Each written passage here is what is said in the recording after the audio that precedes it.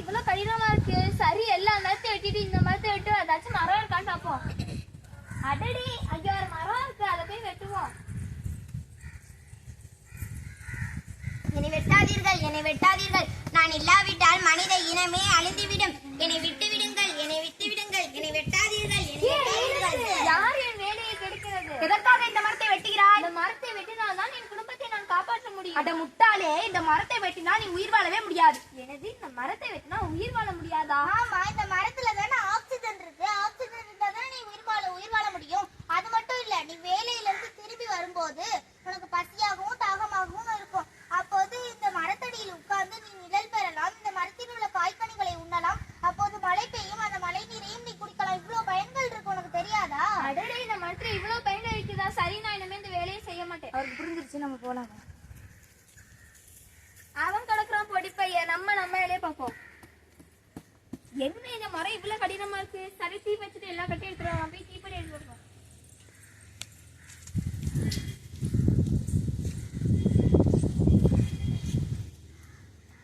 எதற்காக அழைத்தாய்? எதற்காக எரிய வைத்தாய்? என் வேலையை நான் பார்த்தேன், நீ செய்யக்கூடாது.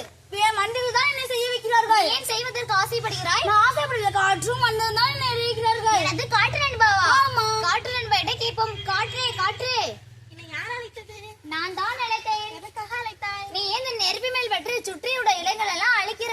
என் கடமை அல்லவா? அது செய்யக்கூடாது, அது தவறல்லவா? என் கடமை நான் செய்யாவிட்டால் இந்த மனித இனமே அழிந்து போய்விடும். இதற்கெல்லாம் நிலம் தான் காரணம். நிலத்தினால் தான் காலரா, காசநோய், டெங்கு, மலேரியா, சிக்கன் குனியா போன்ற நோய்கள் வருகின்றது. நீ நிலத்திட்டே கேளு. எனது நிலம் நண்பாவா? நிலம் நண்பாட்டை கேட்போம். நிலம் நண்பா, நிலம் நண்பா, யார் என்னை அழைத்தது? நான் தான் அழைத்தேன். ஏன் என்னை அழைத்தாய்? நீ ஏன் மனிதர்களுக்கு நோய்களை உண்டாக்கிறாய்? ஏன் நான் மனிதர்களுக்கு நோயை உண்டாக்குறேன்? அந்த நோயை உண்டாக்கியது மனிதர்கள் தான். அது மட்டுமல்ல, உணவை உண்ணுவிட்டு அந்த பைகளையும் என் மேல் போடுகிறார்கள். நொறுக்கு தீனி வாங்கி தின்னுவிட்டு அந்த பைகளையும் என் மேல் போடுகிறார்கள். அது மட்டுமல்ல, மனிதர்கள் நீரை சிந்துகிறார்கள். அந்த நீர் என் மேல் விழுந்து சாக்கடை சகதிகளாக மாறி காசநோய், காலரா, டெங்கு, மலேரியா போன்ற நோய்கள் உருவாகிறது. இதற்கெல்லாம் காரணம் மனிதர்கள் தான். இதில் எந்த தவறு எதுவும் இல்லை. அப்படியா? அப்ப ஏன் காற்று நெருப்பு ஓமேல் தவறு சொல்றாங்க? என் மேல் எந்த தவறுமே இல்லை. அவங்க ரெண்டு பேரும் நீதான் காரணம். நீதான் காரணம். நீதான் காரணம். நீதான் காரணம்.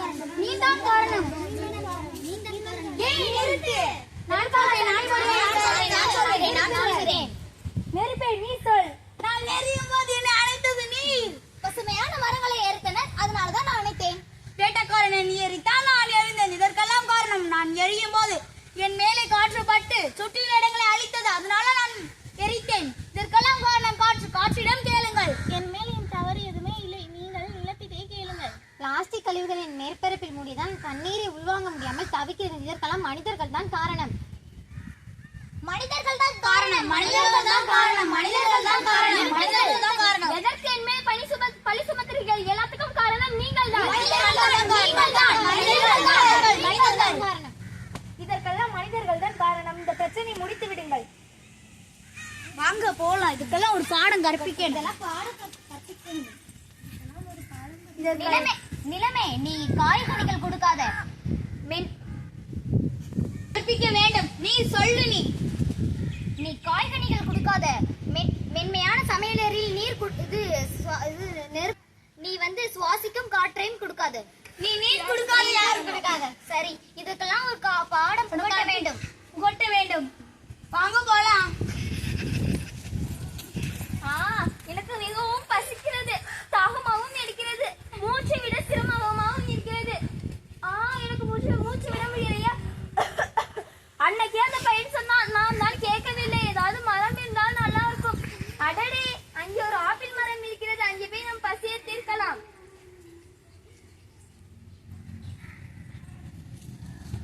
இப்போது பசி தீர்ந்து விட்டது, ஆனால் தாகம் தீரலையே. இப்பொழுது மழை வந்தால் நல்லா இருக்கும். இப்பொழுது மழை வந்தால் நல்லா இருக்கும். அடடே, மழை வருகிறது. இப்பொழுது மூச்சையும் நன்றாக விழுகிறோம். பசியும் தீர்ந்து விட்டது, தாகமும் தீர்ந்து விட்டது. அன்னைக்கு அந்த பையன் சொன்னாப்ல நடந்திருந்தால் இவ்வளவு கஷ்டங்கள் இருந்திருக்காது. சரி, நம் மனம் குடிச்சாப்ல ஏதாச்சும் ஒரு வேலையை பார்ப்போம். 2 வருடங்களுக்கு பிறகு இப்பொழுது நம் மனம் குடித்த வேலையும் பார்க்கிறோம். இயற்கைக்கு எந்த மாசுபாடு இல்லாமலும் பார்க்கிறோம். அன்னைக்கு இந்த வேலையை பார்த்திருந்தால் இவ்வளவு கஷ்டங்கள் தேவையா நமக்கு?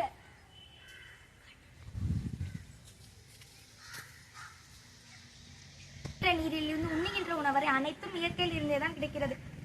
அப்படிப்பட்ட நீரை அசுத்தப்படுத்த கூடாது. இந்த உலகில் நீர் மிகவும் அவசியம். இந்த நீர் இருந்தால்தான் உலகில் மனிதர்களே வாழ முடியும். ஆனால் மனிதர்கள் அது புரிந்து கொள்ளவே இல்லை. இந்த நீர் இருந்தால்தான் மனிதர்கள் உயிர் வாழவே முடியும். அதே போல் உணவு மனிதர்களுக்கு மிகவும் அவசியம். உணவு இருந்தால்தான் மனிதர்கள் உயிர் வாழ முடியும். உணவும் நீரும் மனிதர்களுக்கு மிகவும் முக்கியமான ஒன்றாகும். அனைத்து உயிரினங்களும் வாழ்வதற்கு மழை, நீர், நிலம், காற்று, தீ போன்ற பஞ்ச பூதங்களும் தேவை. இந்த இயற்கை இல்லாவிட்டால் மனித இனமே அழிந்துவிடும். இந்த இயற்கையில் உள்ள விலைமதிக்க முடியாத வளங்களான நீர், நிலம், காற்று, தீ போன்ற பல்வேறுபட்ட காரணங்களால் இயற்கை மாசடைகிறது. தொழிற்சாலை கழிவுகள், மோட்டார் வாகனங்களிலிருந்து வரும் புகையால் இயற்கை மாசடைகிறது. இயற்கையை பாதுகாப்பது ஒவ்வொரு தனி மனிதனின் கடமையாகும். இயற்கையை பாதுகாக்க நீர், நிலம், காற்று மாசுபாட்டை குறைக்க வேண்டும். நெகிழி பயன்பாட்டை குறைக்க வேண்டும். மரம் வளர்ப்போம், மழை பெறுவோம். மரம் வளர்ப்போம், மழை பெறுவோம். இயற்கையை பாதுகாப்போம், ஒற்றுமையாக வளர்ப்போம். இயற்கையை பாதுகாப்போம், ஒற்றுமையாக வளர்ப்போம்.